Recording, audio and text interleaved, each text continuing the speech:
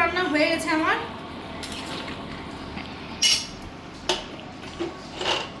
মা এখন যদি এটা আমার গায়ে মজাই মজা।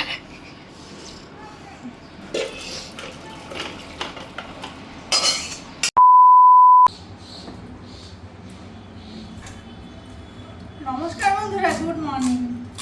তো ভাবছো এত সকাল সকাল পেঁয়াজ রসুন কিসের কাটছি? তো আজকে রবিবার, আর ছেলেটা ভীষণ বায়না করছে, মা আমাকে একটু চিকেন এনে দাও, আমি চিকেন দিয়ে ভাত খাবো। কারণ ওর বাবা নেই বাড়িতে, তোমরা মোটামুটি সবাই জানো যে কুম্ভ মেলায় গিয়েছে, পুরো মানে নিরামিষ আর নিরামিষ। তো আজকে সানডে, তাই ছেলে আর মানছে না, মা আজকে নিরামিষ খাবো না। তা আমি চলে যাবো এখন এটা কেটে, তারপরে চলে যাবো একটু বাজারে, বাজার থেকে একটু চিকেন নিয়ে আসবো, ওটাই রান্না করবো। আর তোমাদের সাথে ওটাই আজকে শেয়ার করবো, আমি কি কি করছি, কিভাবে রান্নাটা করছি। কেমন? তো বাজার থেকে এসে তোমাদের সাথে বাকি কথাগুলো আবার শেয়ার করবো।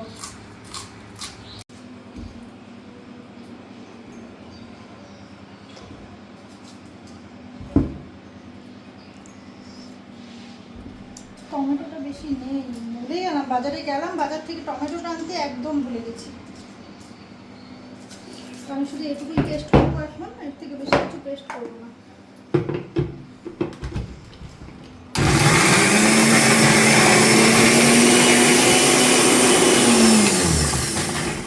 बस काट कर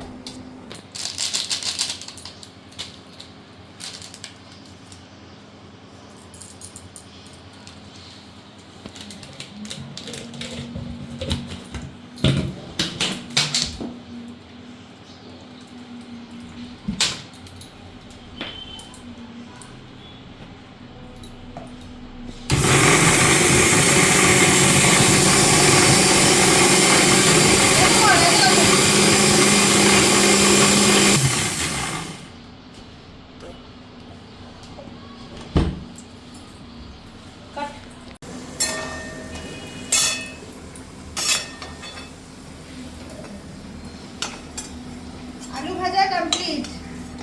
এবার আমি দিয়ে দিব পাতা,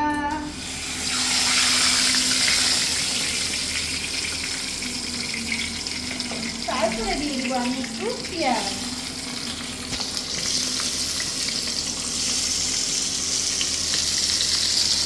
শর্টকাট রান্নাটা হবে, কারণ অনেকটা দেরি হয়ে গেছে, প্রায় 1টা বেজে গেছে ফ্রেন্ড।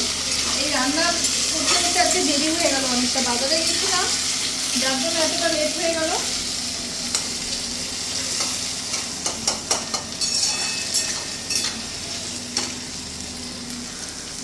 ঠিক না, যাচ্ছি চাপটা বেশি করে।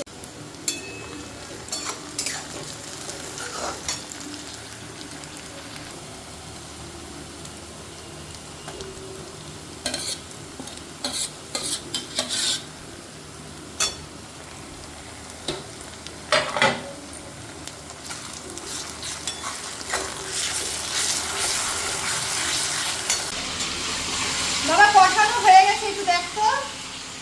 কেন তুমি কি পাগল নাকি যে এত গরম টাকা হাতে দিবা? হাত পোড়ানোর ধান্দা দিলে বাটিতে দাও।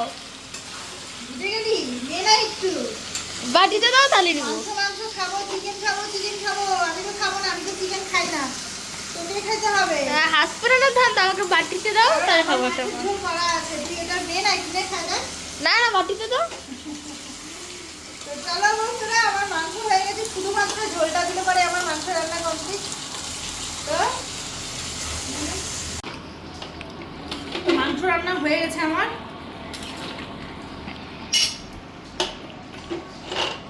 মা এখন যদি এটা আমার গায়ে মজাই মজা।